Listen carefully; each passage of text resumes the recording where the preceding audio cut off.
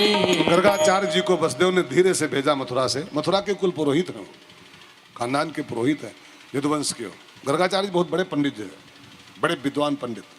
वसुदेव जी उनको बुलवाया और धीरे से भेजा कि जाओ गर्गाचार्य जी, गोकुल जाओ, हमारे 2 बच्चे वहाँ पल रहे हैं और नंद जी के यहाँ हैं, कोई कुछ राज मत खोलना, नामकरण करके आओ।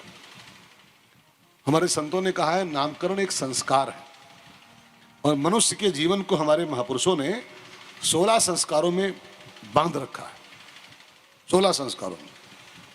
लेकिन विडंबना यह है कि हम लोग अब 16 कौन कहे और 16 करना कौन कहे, 16 के नामों नहीं पता होंगे कि संस्कार 16 कौन कौन से होते हैं।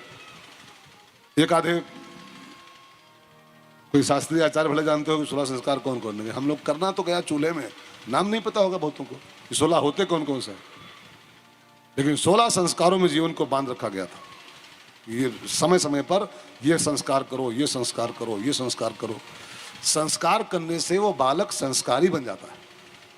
आजकल जो कुसंस्कारी बच्चों की पैदाइश बढ़ी है ना समाज में, कुसंस्कारी बच्चे जो बढ़ गए हैं, उसका कारण जानते हो क्या? कि हम लोगों ने संस्कार करना ही बंद कर दिया आजकल। अब संस्कार ही कोई कहाँ कर रहा है, इसलिए सब कुसंस्कारों की बाढ़ आ गई समाज में। अगर आप चाहते हो कि समाज को संस्कारी बच्चों की प्राप्ति हो तो उनके संस्कारों से उनको वंचित मत करो। जात क्रम संस्कार, नामकरण संस्कार, यज्ञोपवीत संस्कार, अन्नप्राशन संस्कार, मुंडन संस्कार, ये सब संस्कार होते हैं। विवाह संस्कार, अंतिम संस्कार, फिर गरुड़ पुराण। पंडित जी को देख करके हमको बस आनंद आता है। तो गर्गाचार्य जी आए, नंद बाबा ने स्वागत किया। पंडित जी बहुत मौके से आए हो। गर्गाचार्य ने कहा मौके से मैं जानबूझ के आया हूँ महाराज, आपके यहाँ 2 बच्चे हैं और उनका नामकरण मुझे करना है। नामकरण कराए हो? कर नहीं कराए तो नहीं, कर लिए अपने हिसाब से।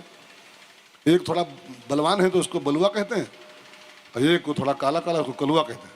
नाम अपने आप कर लिया, बलुआ और कलुआ। तो गर्गाचार्य ने कहा नहीं, ऐसा नहीं होता है। नामकरण खेल नहीं है, संस्कार है, योग्य आचार्य के द्वारा होना चाहिए। मैं आ गया हूँ, मैं कर दूंगा। दोनों बच्चे बुलाओ, समय बताओ, मैं जन्मांक बनाओ फटाफट। अब गर्गाचार्य ने दोनों बच्चों का जन्मांक बनाया, फिर दोनों के गुणों का विचार किया दोनों बच्चों के, और फिर गर्गाचार्य जी बोले कि जो रोहिणी का पुत्र है ये बहुत बलवान होगा, बहुत बलशाली, तो इसका नाम मैं रख रहा हूं बल। लेकिन ये अपने बल से किसी को परेशान नहीं करेगा, सबको आनंद पहुंचाएगा, तो इसका एक नाम और होगा राम। तो बलिष्ठ है तो बल, और सभी को आनंद देगा तो राम।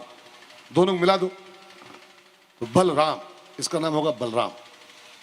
एक नाम इसका और होगा बलभद्र। बलभद्र मीन्स बल होने के बाद भी जो अभद्र न हो, भद्र रहे। भद्र माने भद्र माने होता भद्र पुरुष, भद्र माने सभ्य, सभ्य सरल। अधिकतर क्या होता है कि जो कोई बल मिलता है तो हम अभद्र पहले हो जाते हैं, लेकिन ये बलवान होने के बाद भी ये भद्र रहेगा, ये जरा सज्जन रहेगा, इसका नाम बलभद्र भी। और जानते हो ये अपने कंधे पर एक हल रखेगा, इसका जो हथियार होगा वो हल होगा। ये बहुत बलशाली होगा लेकिन अपने कंधे पर हल रखेगा। छोटी सी कहानी मैंने पढ़ी थी किसी ग्रंथ में कि जब राम लक्ष्मण वगैरह की शादी हुई ना जनकपुर में, तो शादी के बाद एक होता है कलेवा, आप सुने होंगे। बेटा थोड़ा सा बेस कम करो, हल्का सा बेस कम कर दो, हल्का सा बेस, थोड़ा मोटा आ रहा है।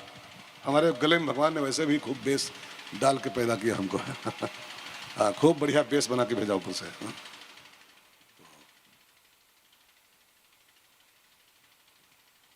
हमारी कथा में बेस का कोई काम नहीं, बेस हमारे फिट है यहाँ पर, ऑटोमेटिक बेस पड़ा हुआ है। तो बात चल रही थी, कहाँ चली बात, कहाँ थी भाई साहब? हाँ, ये बलशाली होगा और हल रखे, तो वो जनकपुर की बात चल रही थी। शादी के बाद एक होता है कलेवा, पता नहीं इधर होता नहीं होता, कलेवा समझते हैं? वो दूल्हा बैठता है, वो उसका सहवाला बैठता है, तो फिर ससुर जी आते हैं, सास जी आती हैं और कुछ खिलाने की चेष्टा करती हैं, तो कुछ मांगता है दूल्हा वहाँ पर, कुछ मांग लेता है तब खाना खाता है। उसको हमारे यहाँ कलेवा बोलते हैं, आपके पता नहीं क्या बोलते हैं, खबर नहीं। यह नहीं होता, होते नहीं, पत्ते साफ पूरा है।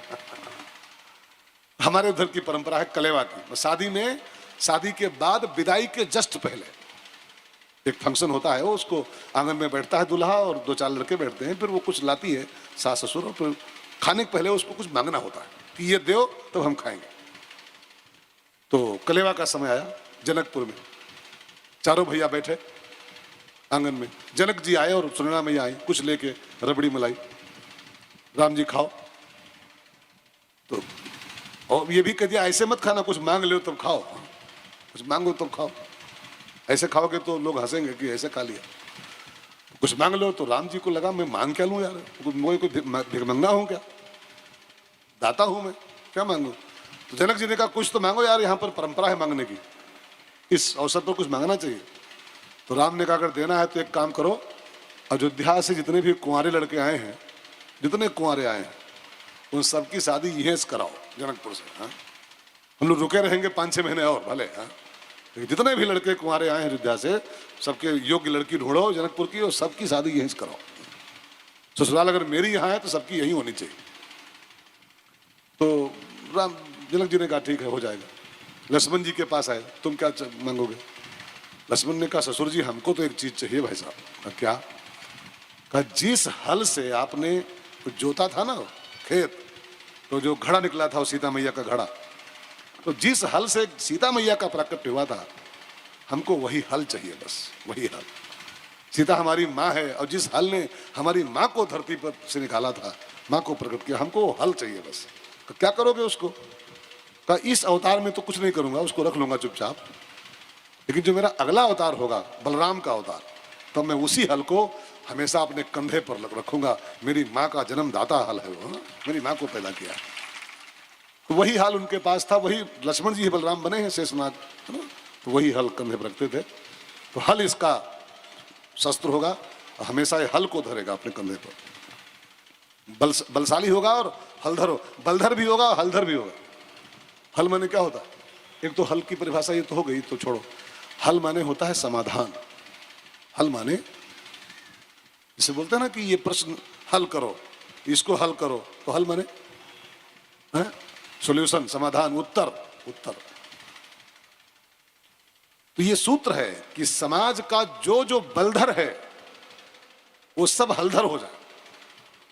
भगवान ने किसी टाइप का बल आपको दिया हो तो उस बल को पाने के बाद आप हल धल लो कंधे। हल माने सॉल्यूशन, हल माने समाधान। मतलब भगवान ने धन बल आपको दिया है, धन का बल है, तो एक हल भी रखो कंधे पर कि भगवान ने आपको पैसा दिया है और भगवान का दिया धन आपके पास है, तो एक हल भी रखो। कोई गरीब कन्या की शादी रुकी पड़ी हो, 5,000 रुपया कम पड़ रहा हो, उसका हल कर दो वहीं पर। ये हल धर का अर्थ है। कोई गरीब बच्चा है, पढ़ना चाहता है, उसकी कोर्स के पैसे नहीं, फीस के पैसे नहीं है, और भगवान ने आपको धन बल दे रखा है, तो एक हल भी रखिए कि अगर कोई गरीब बच्चा 10-5 हज़ार रुपये के पीछे उसकी ज़िंदगी चौपट हो रही है, 10,000 में खर्च कर दूंगा, चल तू पढ़, तू पढ़। ये हल हो गए, यही हल है। हल माने खाली हल नहीं, हल माने समाधान, हल माने हल। प्रत्येक बल वाला और हल वाला हो जाए तो समाज की 90% समस्याओं का अपने आप समाधान हो जाएगा, अपने आप समाधान कर देंगे। हर बलदर हलदर हो जाए। ये इसका नाम बलराम। और इसके बारे में क्या कहूँ, जो आपका बेटा है नंद बाबा, इसके बारे में क्या कहूँ, इसके तो सारे गुण नारायण से मैच करते हैं। इसकी कुंडली मैंने पढ़ी है, इसके जन्मांक में जो जो इसके गुण निकल के सब नारायण के समान गुण है। बंद बंद बोल रहे हैं, नारायण समः गुणै, इसके सब गुण नारायण से मैच करते हैं।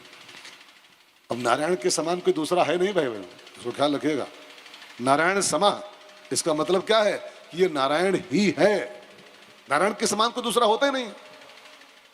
तो मनु जी ने मांगा राम जी से कि तुम्हारे समान पुत्र हमको चाहिए, तो क्या उत्तर दिए थे राम जी। हाँ, मांगे थे तुम्हारे समान हमको बेटा चाहिए, तो राम जी ने क्या कहा था, मेरे समान दूसरा कोई होता ही नहीं, है ही कोई नहीं, तो मैं ही तुम्हारा बेटा बन के आऊं। वही गर्गाचार्य बोले नारायण समः गुणे, इसके सब गुण नारायण के समान हैं, माने नारायण ही है वास्तव में, तुम्हारा बेटा बन के आया है। इसका नाम क्या होना चाहिए, तो इसका नाम होना चाहिए कृष्ण। कृष्ण, गर्गाचार्य ने नाम रखा भगवान का कृष्ण। कृष्ण माने क्या होता है, कृष्ण जी नहीं, कृष्ण जी नहीं। कृष्ण की बहुत बढ़िया व्याख्या है, संतों ने खोजी। ये दोनों इसमें दो शब्द हैं, क्र प्लस श्ण, ध्यान देके समझना, क्र प्लस श्ण is equal to Krishna. Sanskrit में क्र माने होता है हमेशा, हमेशा क्र, और श्ण माने होता है आनंद में रहने वाला संस्कृत भाषा में। तो कृष्ण माने क्या हो गया? जो हमेशा आनंद में रहता है। 56 करोड़ बच्चे मर जाएं उसके सामने और तब भी आनंद में है। सोने की द्वारका पानी में धंस गई और तब भी मौज में है। क्र माने हमेशा और श्ण माने आनंद में रहने वाला, उसका नाम होता है कृष्ण। घटना कुछ भी घटे टेन रहे, इसका नाम कृष्ण होता है। और इसका राज जानते हो क्या है? भगवान के आनंद का राज जानते हो क्या है? कि हमेशा आनंद में रहते हैं, हमेशा मौज में। बच्चे 56 करोड़ मर गए, वो रोए नहीं एक को आंसू। सोने की द्वारका चली गई पानी में, लेकिन वो रोए नहीं। जेल में पैदा हुए, माता पिता से अलग हो गए, रोए कभी नहीं, हमेशा मौज में रहे। उनकी मौज का राज क्या है? तो संतों ने एक बहुत बढ़िया शब्द खोजा, जरा ध्यान देखिए, हमेशा आनंद में रहे। कोई मरे कोई जिए, कोई लाभ हो हानि हो, हमारा आनंद मेंटेन रहे। तो भगवान कृष्ण का एक नाम है मदन मोहन। मदन मोहन, इस पर चिंतन करो, तो ये बन जाओ मदन मोहन, तो फिर आपका आनंद कभी भंग नहीं होगा। घटना चाहे कुछ भी घटे, कोई मरे जिए कुछ भी हो, लेकिन आपका मौज भंग नहीं होगा कभी भी। मदन मोहन। अब मदन मोहन माने क्या होता है? ये सब शब्द हैं केवल, खाली नाम वाम नहीं है। मद प्लस न इज इक्वल टू मदन, और मोह प्लस न इज इक्वल टू मोहन। मद न और मोह न, ये आनंद में रहने के सूत्र हैं दो, जिसको इस संसार में किसी भी चीज का मद नहीं है। मद माने अहंकार, अभिमान, ठीक है ना? जिसको किसी भी चीज का मद न और किसी भी चीज का मोह न, और ये दो काम कर लो, मद न और मोह न, तो फिर कुछ भी घटना घटे आपका कभी आपकी मुस्कान भंग नहीं होगी। ये सारी समस्याओं का जड़ ये मद और मोह ही है। रामायण में गोस्वामी जी साफ साफ कहते हैं, मोह सकल व्याधिन कर मूला। मोह सकल व्याधिन कर मूला। कहते पुनि उपजहि बहु सूला। कहते पुनि उपजहि बहु सूला। मोह सकल व्याधिन कर मूला। मोह सकल व्याधिन कर मूला। कहते पुनि उपजहि बहु सूला।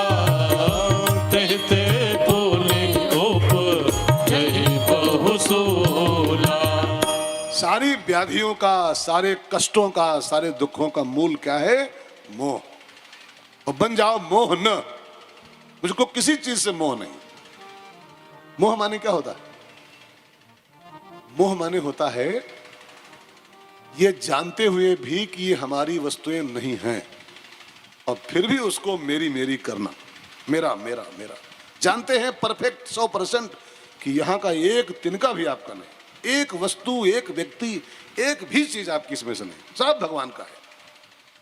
इस बताना नहीं है, सबको पता है ऑलरेडी, लेकिन फिर भी अज्ञानता बस मानता यही है कि ये तो खेत तो मेरा है।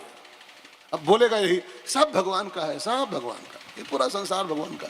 और जब सब भगवान का तो खेत तेरा कैसे हो गया? हाँ? जब सब भगवान का तो खेत तेरा कैसे? जब सब भगवान का है तो प्लाट आपका कैसे हो गया?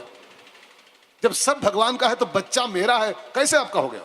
कैसे आपका हो गया? ये बेवकूफी तो इंसान की है। जब सब भगवान का है तो बच्चा आपका कैसे हो गया? बच्ची आपकी कैसे हो गई? एक तरफ बोलेगा सब भगवान का है, और फिर बोलेगा बच्चा तो मेरा है, ये बहू तो मेरी है, पोता तो मेरा है। तेरा पे तो खाक है, शरीर शरीर नहीं आपका है तो पोता कैसे आपका? ये देह आपकी नहीं है। ये आज है, अभी का पता कल ही ना हो, अगले ही पल ना हो। जब शरीर आपका नहीं है तो ये वस्तुएं कैसे आपकी हो सकती हैं? लेकिन इसी को मोह कहते हैं, यही मोह कहलाता है। जानते हैं मेरा कुछ नहीं है, हम माला लिए बैठे हैं, हमरे गोलू, हमरे भोलू, हमरे रिंकू, हमरे पिंकू, तुम्हारे खाक। मोह में फंसा इंसान खाली जकड़ा पा। बेटा आपका नहीं है, बेटा बहू का है। बहू आएगी और बस बेटा गया काम से। गया काम से माने आपके हाथों से गया, चिड़िया चुग गई खेत। जिस बेटे को अपना अपना कर रहे हो, मेरी नोट कर लो कोई तारीख ठीक से, बहू आने दो, देखो किसका है। जिस बेटी को अपनी अपनी कर रहे हो कि तुम्हारी है वो दामाद की है, वो खाली आपके घर अमानत रखी हुई है। दामाद आएगा, बैठाएगा I-20 में, ले जाएगा उसको। और फिर आप ही फोन करो, पिंकी रिंकी कब आ रही हो? तो रिंकी बोलती है सॉरी पापा, आजकल बच्चों के टेस्ट हो रहे हैं, सॉरी पापा आजकल तो बहुत बिजी हूं मैं, बहुत बिजी, पुताई चल रही है घर में, सॉरी पापा। की रिंकी है, खाली मर रहा आदमी, हमारी पिंकी, हमारी रिंकी, रिंकी तुम्हारी खाक दामाद की है, वो ले जाएगा अपने हिसाब से। फिर जब भेजेगा तब आएगी, नहीं तो मना कर देगी हिसाब से। कहां आपकी हुई? ये शरीर आपका है, ये भगवान का है, ये मौत का अमानत है। मौत जिस दिन चाहेगी छीन लेगी आपसे इसको। तो फिर